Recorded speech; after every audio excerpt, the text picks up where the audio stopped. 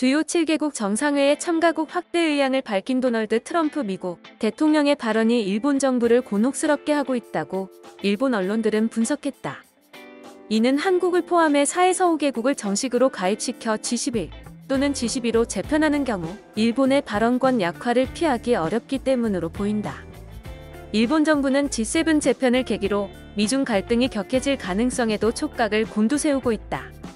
마이니치 신문은 일본 정부가 트럼프 대통령의 진위를 파악하지 못해 곤혹스러워하고 있다며 트럼프 대통령이 G7 틀 자체에 대해 시대에 뒤떨어졌다며 의문을 제기한 것도 일본 정부 내에 파문을 일으켰다고 3일 보도했다.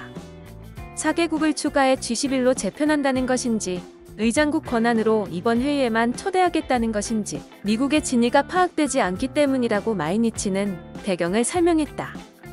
이와 관련해 일본 정부 관계자는 미국으로부터 G7 개최를 연기한다는 연락은 받았지만 참가국 확대에 관해서 보충 설명은 없었다고 밝혔다.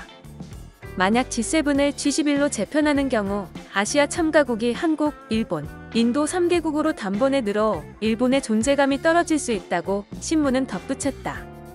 마이니치는 미국이 러시아나 인도 등 4개국을 가입시켜 중국 포위망 구축을 노리는 것으로 보이지만 일본은 미중 대립이 더 격해질 것을 우려한다고 분위기를 전했다. 요미우리 신문은 트럼프 대통령이 G7 정상회의 틀 확대를 제안한 것에 일본 정부 내에서 곤혹이 확산하고 있다며 일본은 미국 정부의 향후 움직임을 면밀하게 살펴볼 태세라고 보도했다. 일본 정부가 당혹감을 느끼는 것은 미국 당국자가 트럼프 대통령의 뜻에 반대한다는 의사를 외교 경로로 전했고 향후 상황이 어떻게 전개될지 예측하기 어렵기 때문으로 보인다.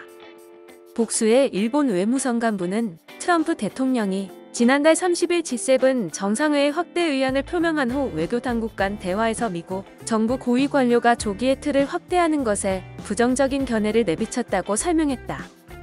미국 고위 관료는 정식으로 신규 멤버를 가입시키는 것과 초대국으로 부르는 것이 다르다는 것은 이해하고 있다며 정식 가입이라면 G7에서 논의가 필요하다고 말했다는 것이다.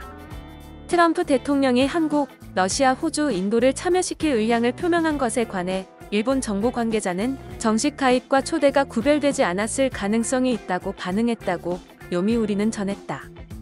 모테기 도시미스 일본 외무상은 전날 기자회견에서 지금까지 G7 정상회의에서는 아웃리치로서 멤버 외 나라나 국제기구가 초대되는 것이 많이 있었다. 예를 들어 작년 비아리츠 회의에서는 아프리카 여러 나라, 칠레, 인도, 호주, 국제기구 대표 등이 초대된 것으로 알고 있다고 말한 바 있다. 트럼프 대통령 발언의 진위가 파악되지 않은 가운데 회원국 정식 확대가 아닌 한시적 초청 가능성에 무게를 실은 발언으로 풀이된다. 산케이신문은 주요국 정상회의가 한국 정부가 추진하는 시진핑 중국 국가주석의 방한과 같은 시기에 열릴 가능성이 있다며 전략적 모호성을 유지해온 문재인 정권의 균형 외교가 한층 더 어려워질 것으로 보인다고 전망했다.